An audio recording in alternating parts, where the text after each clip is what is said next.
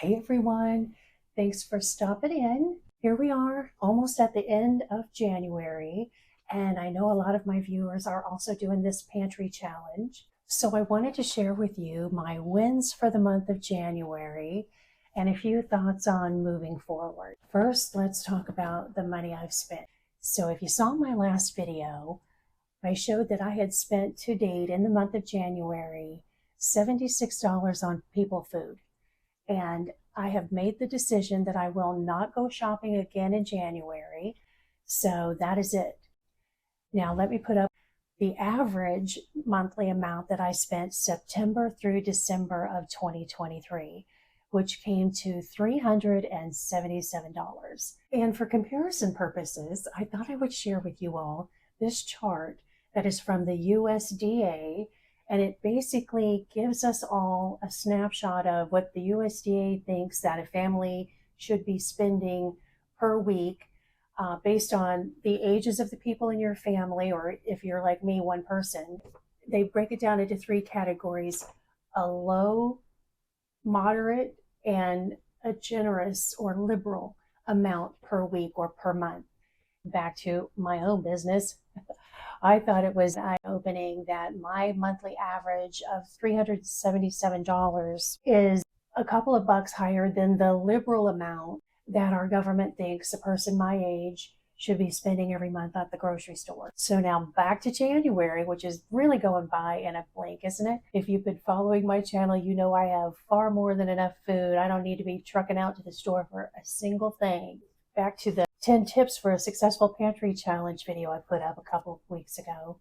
One of the tips I gave was to keep track of the money you are saving by resisting sales, resisting going in the stores as often, and just flat out staying out of stores that carry mostly things no one needs, like a TJ Maxx or a Ross, etc.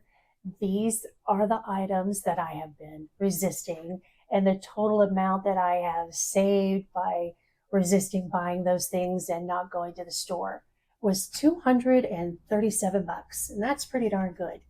I will take that as a win. Also show you some of the deals that I really had to talk myself out of at Publix, especially the Atkins bars. I know it sounds silly, but they're such a quick grab and go. They only go on BOGO once, maybe twice a year at Publix. I have coupons. There's also a dollar rebate at Ibotta. So I'll share with you here this little column that shows how much I would have saved if I had decided to buy those Atkins bars. So that's win number one. Having spent only $76 on people food compared to $377 is a pretty big win, right? And I also am happy to report that I spent basically nothing on anything extraneous. If it wasn't something I absolutely needed, I did not buy it in January. But back to my wins. I also wanted to share with you the temptations that I have resisted so far. So I'm going to put up here all of the items that I saw on Amazon, various YouTube videos and whatnot that I really was tempted to buy, but I didn't. And my next video will probably be a closet purging video, and you'll see I did not need those shoes. I'm calling that a win because, man, and I just wanted to share with you part of my shopping problem, which I've gotten so much better on since starting the pantry challenge a year ago. That really helped me get much better than I had been. But I guess it's FOMO, the fear of missing out when these good deals come along, especially when it's on what I consider a staple or a real favorite product like those Ben & Jerry ice creams. So that's the psychology behind giving in and buying things that we don't need because we're well stocked. But if you saw my last video, I did mention that I like the idea during these pantry challenges to set a small monthly budget for buying things that truly are on a fantastic sale, that are a staple that you and your family use on the regular. And maybe that deal doesn't come around very often. Maybe it's clearance meats like I showed last week, or whatever it happens to be. Moving on to the next win, I prepped my garden for replanting. And the reason why I'm really calling this a win is let things kind of get overgrown and out of hand, and I was basically growing buckets full of weeds. I had managed to grow some sweet potatoes from just a couple of potatoes I'd bought at the store that grew eyes because I neglected them out there in my pantry. And I stuck them in the ground, not sure if they would do anything. And they grew for a solid 6 months.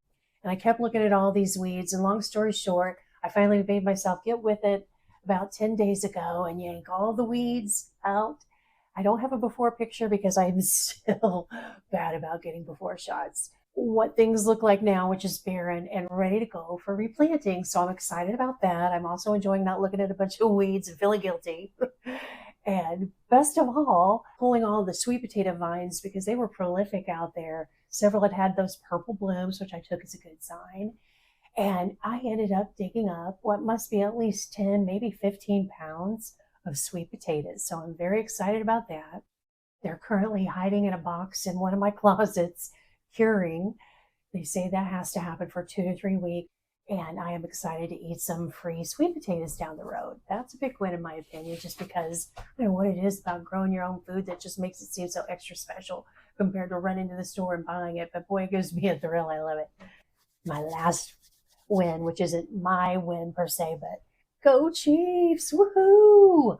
I am so thrilled that they managed to pull it off last week and beat the Bills. I'm sorry, Buffalo fans out there, but I am so excited. My Chiefs are moving on.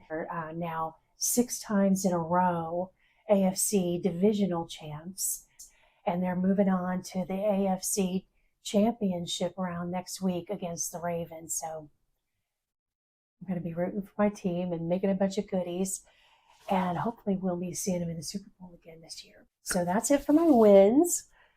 And then I just wanted to share some thoughts on how I'm planning to move forward through the rest of the year.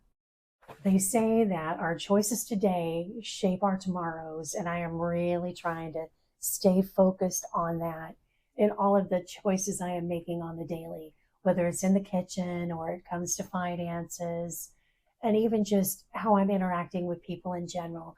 I'm trying to stay conscious of spreading joy, spreading encouragement. Well, in general, I am trying to make the most of every day so that it will have a positive impact on all of my tomorrows. The second point about my moving forward is, of course, I'm planning on doing this pantry and no spend challenge through March now. And the no spend on anything that's not absolutely necessary, I'm going to stick to that through the end of the year. It's necessary if I want to achieve my goals. I'm really going to stay focused on every time I get tempted.